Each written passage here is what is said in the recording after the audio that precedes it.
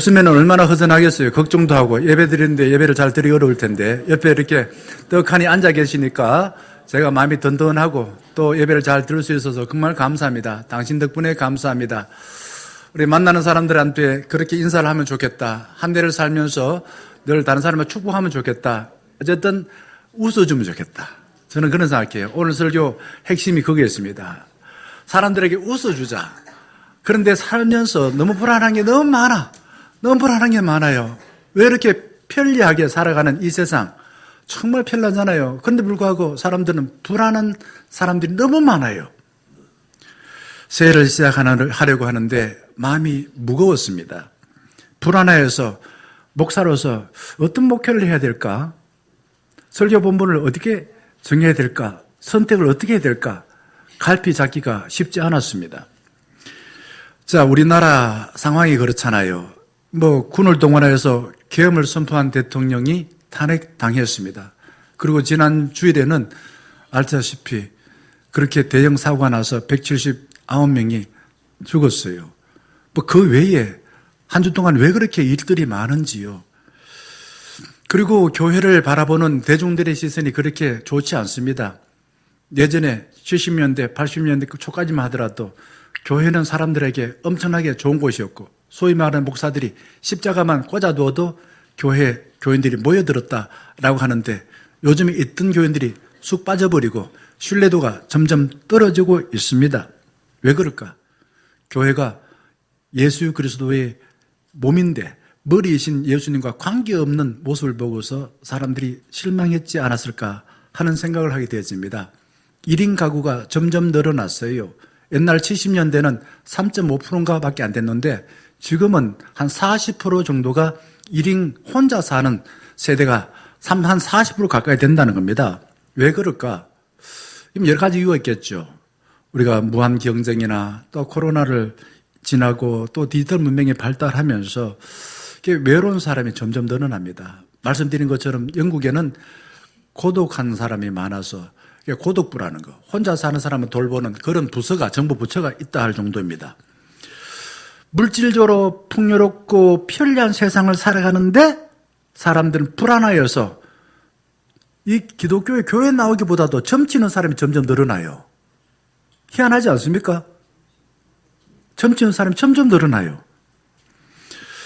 사회학자 한나 아렌트는 이게 왜 히틀러가 그렇게 600만 명이나 넘는 유대인들을 죽였나? 이유를 딱 하나 이야기합니다. 생각이 깊지 못하여서. 거기 히틀러 아래에 있었던 지도자들이 히틀러의 말을 무조건 그냥 명목적으로 받아들여서 사람을 죽였다.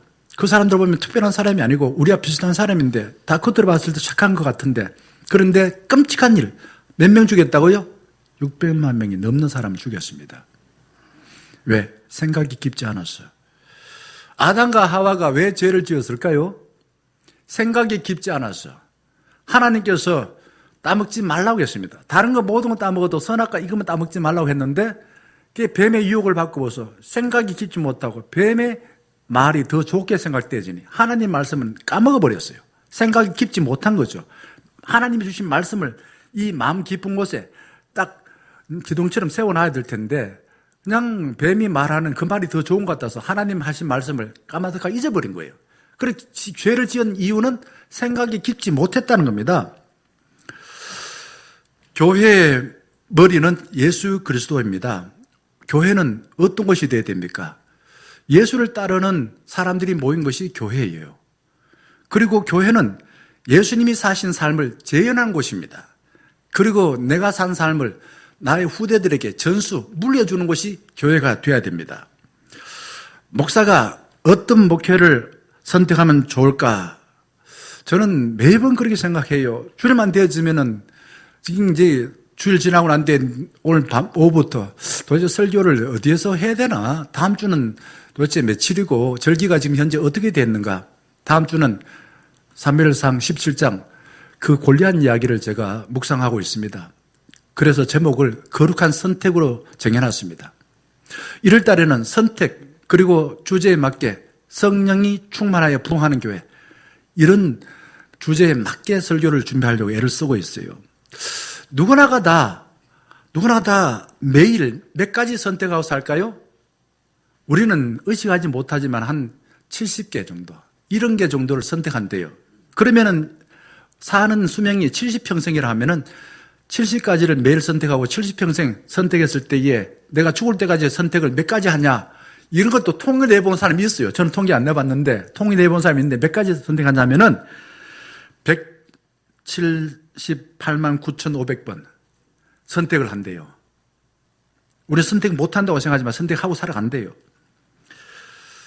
자, 지금 나의 삶은 지금까지 살아온 선택한 나의 삶이에요. 뭘 선택했을까요? 생각하는 거라든지 먹은 거. 주로 생각에 의해서 내 인생, 또한 내가 음식 먹은 것에 의해서 내 건강, 내가 선택해서 음식 먹고 선택해서 생각한 것이 나의 삶이다 라는 것입니다. 다른 사람보다 더 좋은 것을 가지지 못해도 선택할 수 있는 게 있어요. 뭐요? 내 마음의 자세는 선택할 수 있어요. 그게 예수님께서는 큰 계명이 마음을 다하고 뜻을 다하고 힘을 다하여 주는 하나님 사랑하라, 이런 마음을 가지고 예배 드리고 또한 세상을 살면서 다른 사람 그렇게 대하라, 그렇게 말씀하셨어요. 이거 내가 선택할 수 있는 겁니다. 겸손히 주님을 예배할 수 있어요.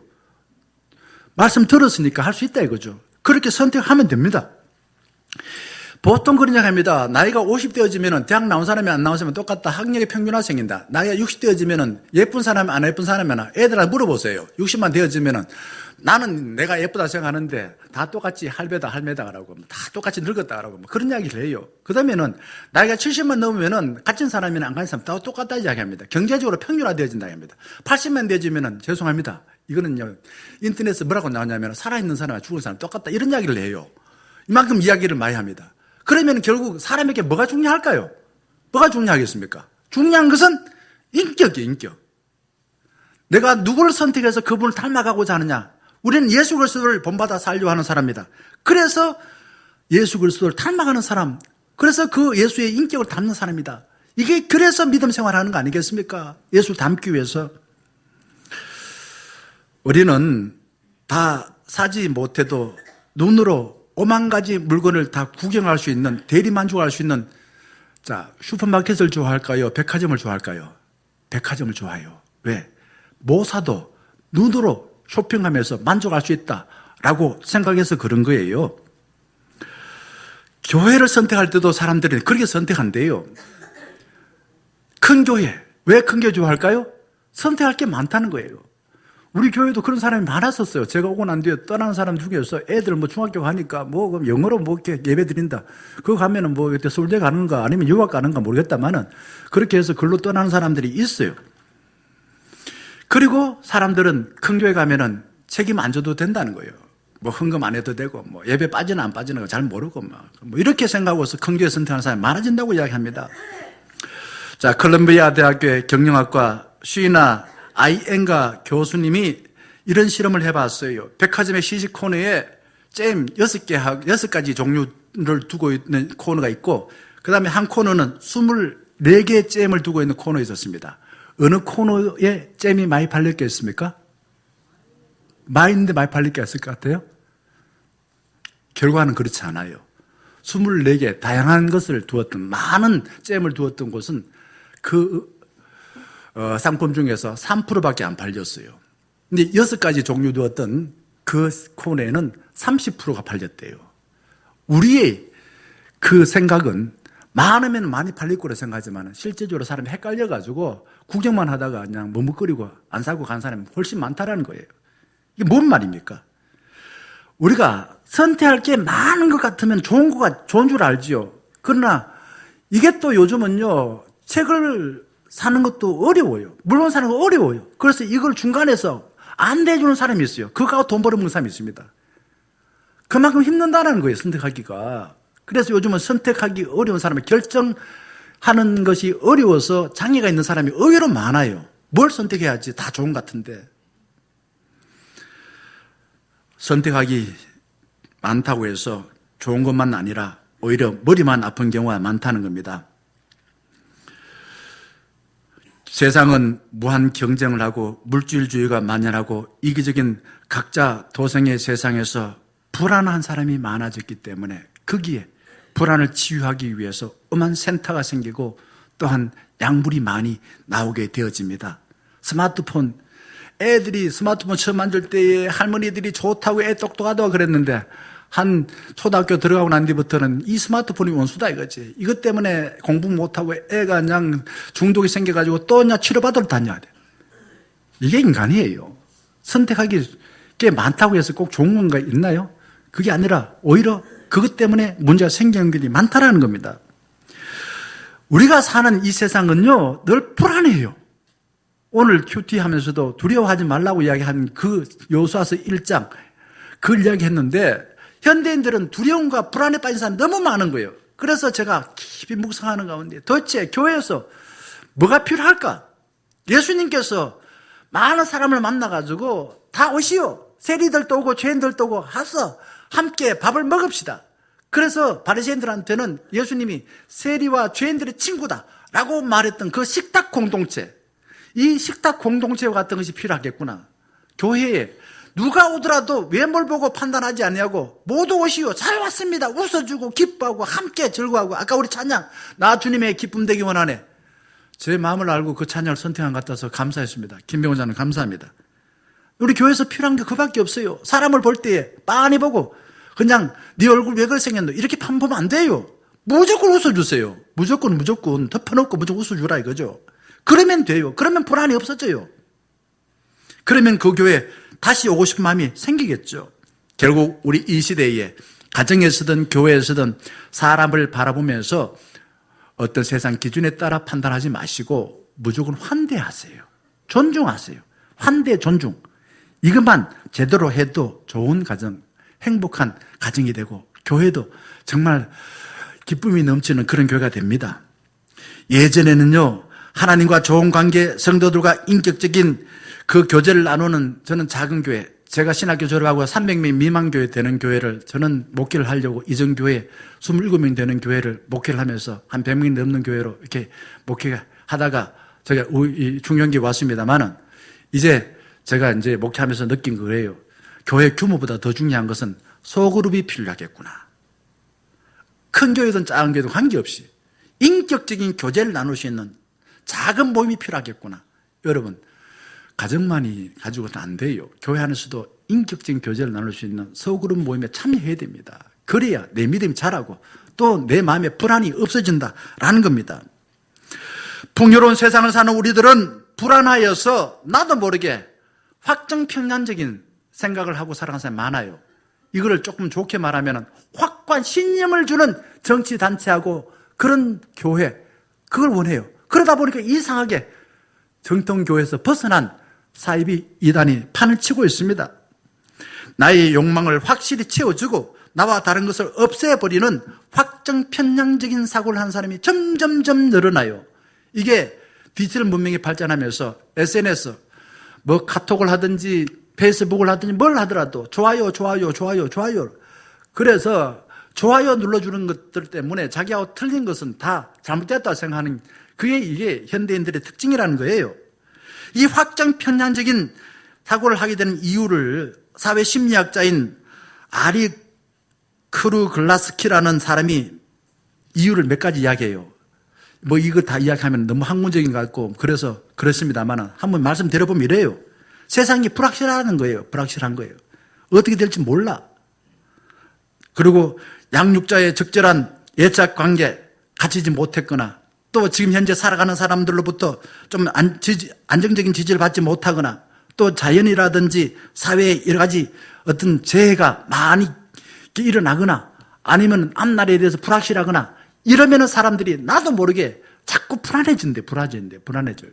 결국 뒤집어 보면은 아까 말씀드린 것처럼 누구에게나 사람을 인정하고 지지하고 웃어주고 그러면은 불안이 없어진다는 겁니다. 알랭드 보통이라는 유명한 철학자가 불안이라는 책에서 말하고 있어요. 그거는 달리 보면은 너무 관계가 복잡해서 그렇대요. 그게 이제 SNS라고 사회관계망이라. 사회관계망을 통해서 우리는 너무 많은 것을 봐. 그리고 그 본 거하고 자꾸 비교를 해. 왜 저기 드라마에 나와서 누구처럼 나는 그게 못 살까? 누구는 보니까 이렇게 집을 해놓고 누구는 저렇게 해서 돈도 많이 벌고 누구는 전 세계 사람들하고 자 비교를 해요. 결국 그러다 보니까 자 불안해진대요. 예전에는 그렇지 않았잖아요. 예전에는 그런 거 없었어요. 무소식이 희소식이라고 기껏 해봤자 뭐 전부 한번 오고 말입니다. 편지 한번 오고 뭐 그러지요. 사람이 오거나. 그때는 모두가 가난했고 사회관계망이 발전하지 않아서 기껏 해봤자 비교할 대상은 누구밖에 없어요? 내 동네 사람밖에 없었어요. 근데 지금은 비교할 사람이 세계 인구가 80억이면 80억 인구하고 자꾸 비교를 해요. 그러다 보니까 자꾸만 불안해지는 거예요. 지금은 SNS를 통해서 올리는 내용들이 주로 어떤 거냐? 나 어디 맛집에 갔어. 나 어느 여행지에 갔어. 나 무슨 자동차 샀어. 이런 것들 보면서 그 본 사람이 이렇게 생각하죠. 나는 왜 거기 못 갔어? 나는 왜 그 차 못 샀어? 이렇게 생각하면서 불안해한다는 겁니다. 그리고 보통은 5가지 원인을 이야기합니다. 사랑의 결핍 때문에 자기도 모르게 자꾸 다른 사람과 비교를 한대요. 그리고 눈에 보이는 물건을 중요하게 여기는 속물근성을 갖는데요. 그리고 능력주의 통해서 자꾸만 성공과 실패를 숫자를 가지고 판단한다는 겁니다. 그리고 미래가 불확실한 겁니다. 그래서 불안이 자꾸만 생긴다라고 말합니다. 다시 한번 말씀드리면은 이런 것들을 가지고서 사람을 보지 않으면 돼요. 나 자신 보지 않으면 됩니다. 남과 비교하지 않으면 돼요. 다른 사람을 볼 때도 있는 모습 그대로를 수용해주면 됩니다. 저는 우리 교회의 성도들이 낯선 사람이 오면은 여기 낯선 분이 몇 분 오셨는데 무조건 따지지 마시고 그냥 웃어주시면 돼요. 우리 손자가 보니까 그렇더라고요. 교회는요, 제가 딱 퇴근하고 집에 가면 웃어줘요. 그 웃어주는 게 얼마나 좋은지 몰라요. 그 애가 뭐 웃는 게 뭐 그렇게 대단하겠습니까? 아, 사람에게는 이게 중요하구나. 누가 나를 보고서 정말 평가하고 정말 좀 사나운 눈으로 보면서 문제 없나라고 살피고 그러면 얼마나 불안하겠어요. 그게 아니라 지금 현재 당신 모습이 좋소, 잘 살아서 이런 의미로 웃어주는 거. 그러면은 편안해지구나 라는 걸 깨닫습니다. 저는 그래서 우리 중년에 속한 모든 가족들을 우리 교회에 직분자들이 있고요. 또 한번 성교회 구역에 임원들이 있는데 그분들과 함께 협력하여서 돌보려고 애를 씁니다. 혼자 버려두지 않냐고 함께 주의 사랑으로서 교제할 수 있도록 그렇게 애를 쓸 겁니다. 하나님의 계획을 어떻게 해야 알 수 있겠습니까? 성경을 가지고서 점을 치는 게 하나님의 계획, 뜻을 알 수 있는 게 아니에요. 오늘은 하나님 나한테 뭘 줬는가 한번 펴보자. 딱 펴가지고 내 손으로 딱 짚히는 게 이게 하나님 뜻이야. 그러면 안 돼요. 그거는 점치는 거예요. 하나님 말씀을 읽고 난 뒤에 하나님이 어떤 분이냐. 매일 성경을 보시다 보면은 그렇잖아요. 먼저 하나님 어떤 분이야? 이렇게 묻습니다. 그리고 하나님께서 나에게 어떤 삶을 살기 원하시는지 깊이 생각해야 돼요. 그 깊이 생각하는 이거를 계속 반복 꾸준히 하다 보면은 저절로 아하, 하나님께서 원하시는 삶은 이거구나 라는 걸 깨닫고 그 삶을 만들어 가는 삶이 되어지는 것입니다. 무턱대고 하나님을 믿지 말고 내가 선 위치 여기에서 하나님이 주신 말씀을 가지고 어떻게 살라 그러지? 이거를 깊이 숙고하기를 반복해야 돼요. 반복하다 보면은 하나님이 원하시는 삶이 차곡차곡 쌓입니다. 그게 내 인생이에요. 무턱대고 맹목적으로 선택하여서 책임지지 않는 삶은 말씀을 깊이 생각하는 것이 아니라 예수를 믿음에 불구하고 실제적인 살아가는 삶의 모습은 점치는 사람과 똑같이 살아가는 것입니다. 그렇게 살면은 내가 선택하지 않았기 때문에 점쟁이가 점지해서 준 거기 때문에 내 삶에 대해서 돌아보지도 않아요. 책임지지도 않아요. 대강 살아요. 왕이 없어 자기 소견대로 행동하던 사사시대에 하나님을 믿던 나오미와 남편 엘리멜렉 그리고 두 아들이 4명이죠. 4명이 베들레헴에서 떠나가지고 모압 땅으로 갑니다. 베들레헴은 어떤 땅이냐? 베들레헴 이름이 떡집입니다. 떡집인데 흉년이 들었어. 이유가 뭘까? 이게 이제 이유가 뭘까? 성경에 분명히 말하지 않아요. 그러나 우리가 성경의 내용을 통해서 깨닫는 것은 하나님이 선택하여 하나님께서 약속하신 백성들인데 하나님 뜻대로 안 살아서 그들이 하나님 심판받아가지고 떡집에 떡이 사라진 거예요. 먹을 게 없다 이거죠. 그래서 가지 말아야 될 그 이방인이 사는 모압 땅으로 이민 가게 되었다라는 겁니다. 교회 다니지만은 하나님과 관계없이 살아서 기근이 들어 심판당하여서 목구멍이 포도청이니까 내가 교회 가든지 안 가든지 나는 어디 먹고 살기 위해서 어디 모압 땅 가야 돼. 이런 식으로 생각하고서 모압 땅에 가게 되었다라는 겁니다. 그런데 10년이 지났어요. 이제 먹고 살만했어요. 그리고 두 아들이 결혼해서 이 모압 여인과 결혼해가지고 며느리 둘 또 얻었습니다. 그런데 어떤 일이 벌어졌습니까? 어떤 일이 벌어졌습니까?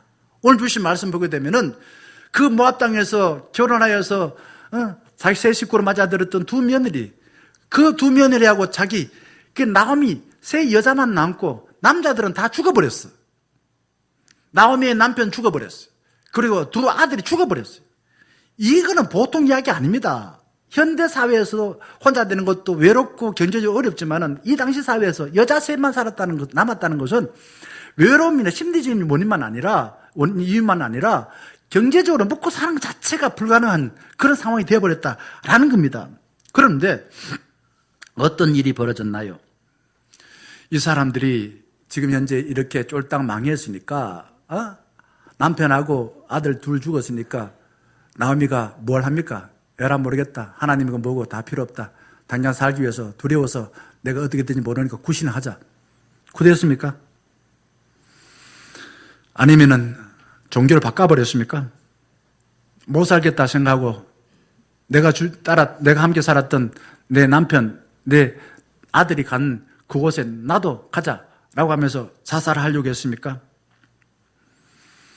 아마 예수 믿으면 뭐하냐라고 냉소적으로 말하고 살고 싶지 않다라는 생각이 들어서 방황하기도 했을 것입니다. 여기에 말씀 나오지 않지만 방황하기도 했을 겁니다.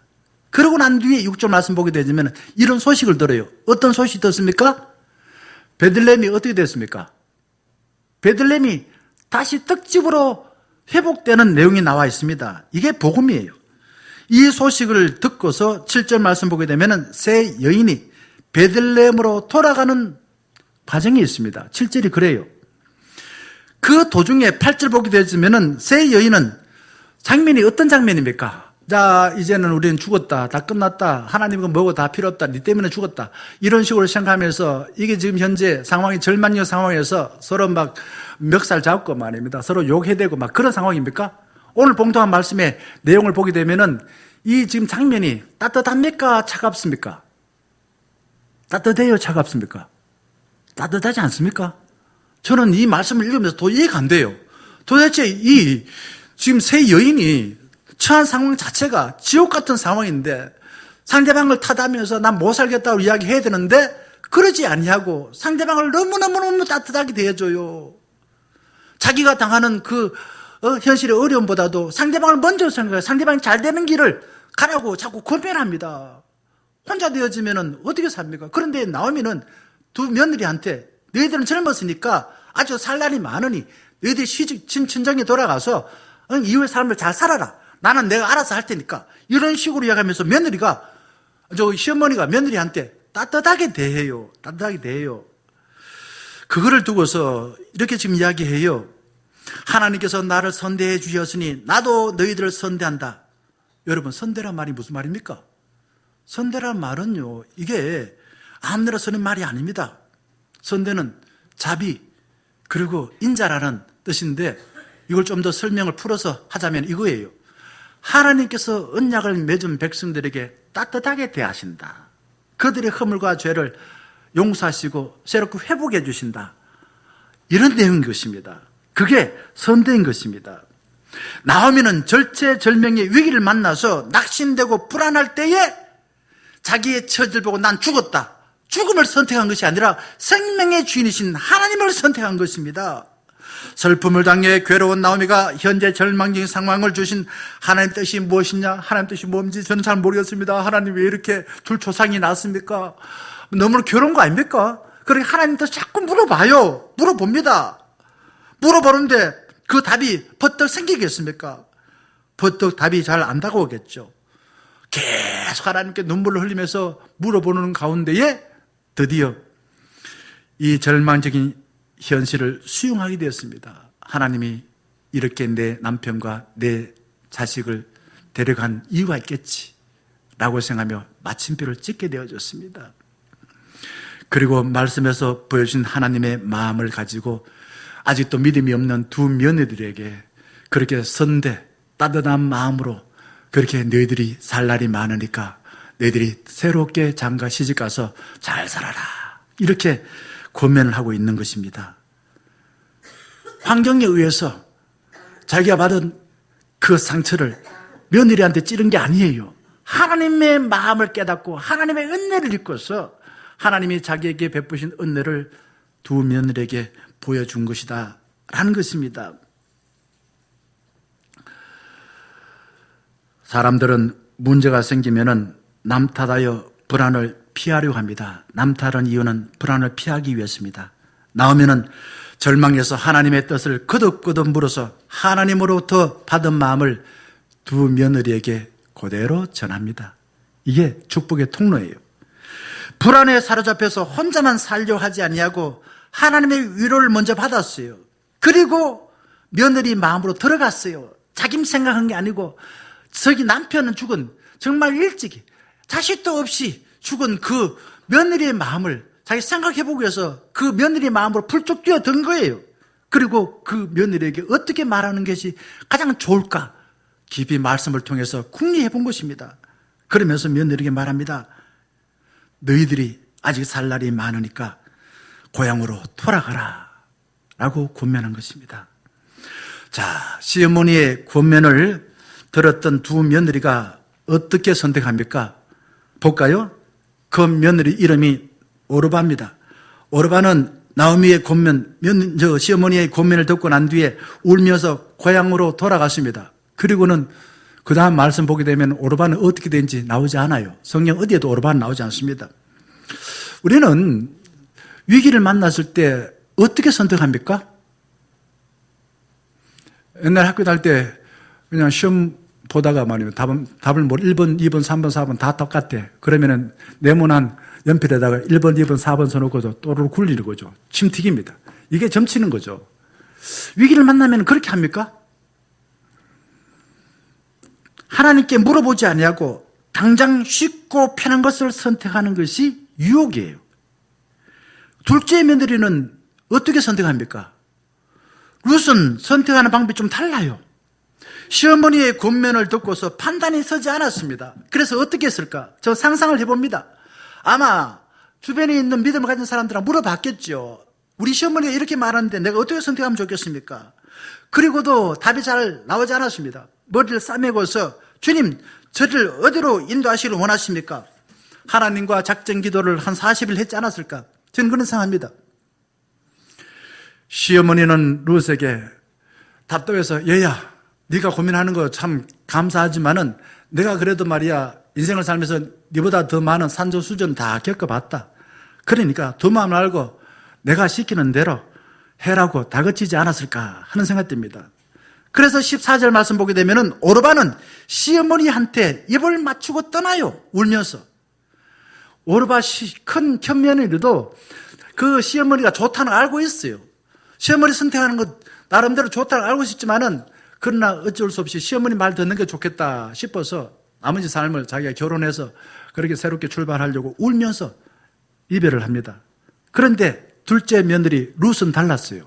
14절 말씀 보게 되면은 뭐라고 말합니까? 어머니 나오미를 어떻게 했다고요? 14절 보게 되면은 붙쫓았더라. 이게 무슨 말인가 이 말이? 붙쫓았다 말이 무슨 말일까? 히브리어로는 바다크입니다. 바다크. 바다크가 뭔가? 이 뭔가? 이거는요 아주 가까이에서 공경하는 마음으로 돌보겠다는 겁니다. 붙잡다. 어머니, 제가 아직도 젊지 않습니까? 그래서 제가 좀 힘이 있어요. 그러니 어머니 가까이에서 제가 어머니가 도움되는 그런 삶을 살겠습니다. 라고 다짐을 했다는 겁니다. 내 처지와 내 기분이 나쁠 때도 성령님의 가르침에 따라 하나님의 성품을 내가 생각하고 생명과 평화와 자유와 진리, 거룩함, 의름을 선택하여 나도 선택하여 살고 내 삶을 통해서 다른 사람에게 보여주는 삶을 살겠다라고 룻이 다짐했다는 겁니다. 그리고 16절 말씀 보게 되면 이렇게 말해요.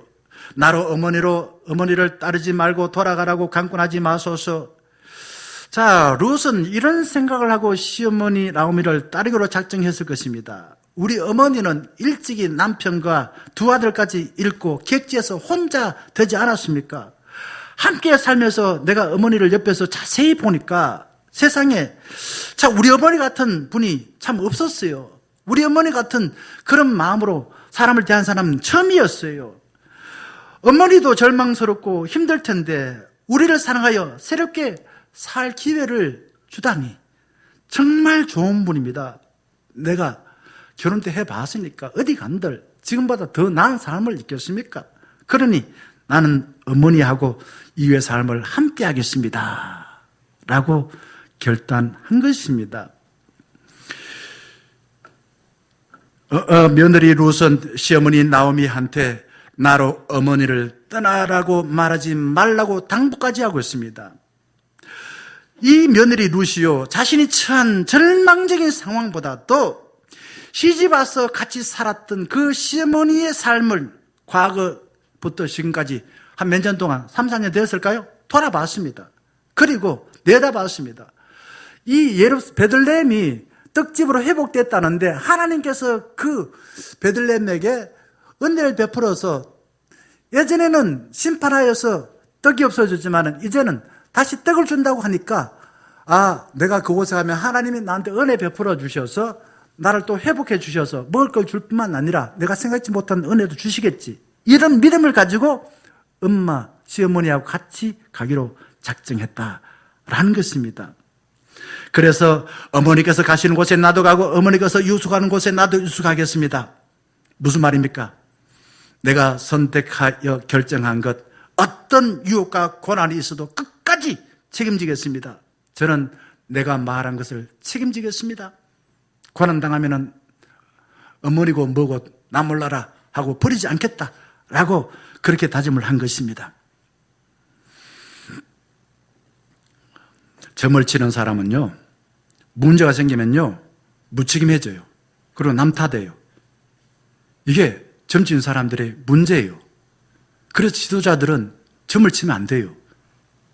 점을 치면 문제가 생겨도 자기가 뭔 문제인지 몰라요. 그리고 문제가 자기 때문에 생겼다고 생각 안 해요. 남 탓해요. 이게 이제 문제예요. 점을 치는 건 자유지만은 그 지도자들이 점을 침으로 인해서 생기는 문제는 거기에 있는 것입니다. 예수 믿는 사람은 다릅니다.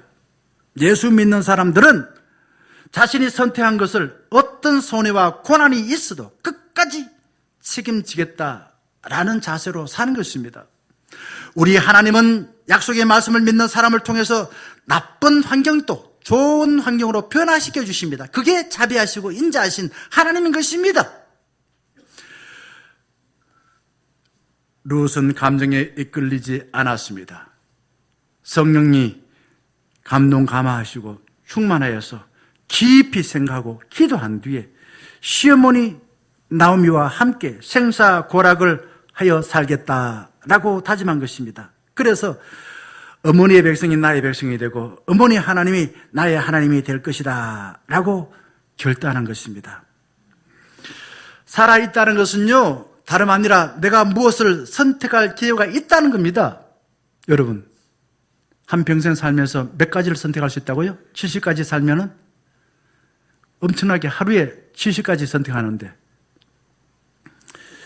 우리가 낚시를 하다 보면은 낚시를 하다가 이렇게 낚아가지고 고기가 바로 그 낚시꾼 손 앞에 왔는데 이게 푸드득 도망가 버렸어. 그러면요, 이 낚시한 사람이 얼마나 아쉬운지 몰라요. 그런 걸 내가 놓쳤다고 생각했으면 아쉬워합니다. 그런데 그 아쉬움을 가지고 있으면 낚시를 그 다음에 할 수 있을까요, 없을까요? 네? 정갑순 이사님, 낚시할 수 있을까요, 없을까요? 놓친 거 생각하고 있으면. 예, 정갑사님이 안 오셨나요? 예. 낚시하신 분이 또 누가 있지? 우리 저 어디에 계신데. 안 돼요, 안 돼. 낚시 놓친 거 아쉬워하면은. 지나간 것을 자꾸만요, 돌아보고서 후회하고 있으면은 우리는요, 과거에 얽매가지고 앞으로 살 길을 못 찾아요. 어떻게 해야 됩니까? 단념을 해야 돼요. 단념하고 또 새로운 것을 낚고 더 큰 물고기를 낚을 수 있다라는 희망을 가지고 낚시를 해야 돼요. 그래야 큰 걸 낚을 수 있지. 자꾸 후회하고 앉아있으면은 그냥 인생 살면서 나는 말이야, 난 큰 거 낚을 뻔했는데 놓쳐버렸어. 이렇게 자꾸만 자기가 실패한 것만 이야기하고 살 거다 이거죠. 여러분, 이제 더 이상 우리가 후회하고 남탓하며 인생을 살면은 인생을 흡입하는 것입니다. 하나님 주신 소중한 2025년 이렇게 선택하며 살아가면 좋겠습니다. 어떤 일이 있어도 먼저 하나님을 사랑하여 예배하는 데에 핑계를 대고 빠지지 마시고 예배를 드리시기 바랍니다. 왜? 예배를 통해서 하나님의 사랑과 은혜를 입을 수 있기 때문에 그렇습니다. 두 번째, 남들보다 편하게 살기보다도 힘들지만은 서로 사랑하며 기쁨을 주며 웃어주는 삶을 사시길 바라겠습니다. 그러면은 내 삶, 한 해를 마무리할 때는 가슴이 뿡뿡해질 겁니다. 아, 나 잘 살아서 이런 이야기 할 겁니다. 그 다음에 또 내 자신의 능력을 과시하여서 남을 판단하고 남을 무시하면은 결국 외톨이가 됩니다. 그렇게 사지 마시고요. 만나는 사람마다 환하게 웃어주세요. 환하게 웃어주세요. 과거에 저 사람이 나한테 어떤 말을 했든 상관없이 웃어주세요. 그 다음에 우리가 받은 생명, 돈, 내 것이 아니라 하나님의 것이에요. 하나님 나한테 주신 것입니다. 그래서 우리 헌금하는 것도 하나님의 것인데 하나님 나한테 주셨다는 믿지 않으면 헌금 못해요. 그리고 시간도 하나님 나한테 24시간 주셨다는 것을 믿어야 선한 일을 위해서 선용할 수 있습니다. 내 인생도 그래요. 하나님 주신 것을 하나님께 바침으로 인해서 하나님께서 채워주신다라는 믿음으로 바칠 수 있는 믿음을 가지시기 바랍니다. 그 다음에 주님이 주신 은사대로 다른 사람의 생명을 살리는데 헌신하여서 내가 속한 교회와 가정, 공동체, 회사를 부흥케 되는 삶을 사시기 바랍니다. 그리고 새벽마다 보내드리는 새벽기도, 그 기도문을 우리 쭉 읽으시고 난 뒤에 하나를 선택하여서 깊이 생각하여 살아보시기 바랍니다. 마지막으로 하루 3번 아침, 점심, 저녁 감사로 기도하여서 더불어 사는 춘륜 가족을 위해서도 감사하며 기도하는 삶을 살아서 매일매일 정말 기쁨이 넘치는 삶을 사시기 바랍니다. 사랑하는 충녀가족 여러분, 나는 늙었어, 나는 무식하여서, 나는 가난하여서 아무것도 할 수 없다 라고 선택하는 것은 가장 나쁜 것을 선택하는 것입니다. 달콤하게 유혹하는 말보다도 주님께 조용히 무릎을 꿇으시고 은밀하게 기도하여서 주님께서 약속하신 생명의 말씀을 통해 내가 살아야 될 삶을 선택해 보시기 바랍니다. 그리고 그 삶이 힘든다 하더라도 하나님께서 반드시 인도해 주시고 책임져 주신다라는 믿음을 가지고 최선을 다하여서 기쁘게 살아내시길 바랍니다. 그래서 한 해를 마무리하고 하루를 마무리하고선 주님 주신 삶을 잘 살 수 있도록 인도하신 것 감사합니다 라고 하나님께 영광 돌리는 삶이 되기를 주의 이름으로 간절히 축원합니다. 함께 우리 사도신경으로 신앙을 고백하겠습니다. 자, 오늘부터 우리 사도신경으로 내 신앙, 주신 말씀을 생각하며 또한 우리 예배를 통해서 하나님의 은혜를 입고서 이렇게 같이 신앙을 고백하겠습니다.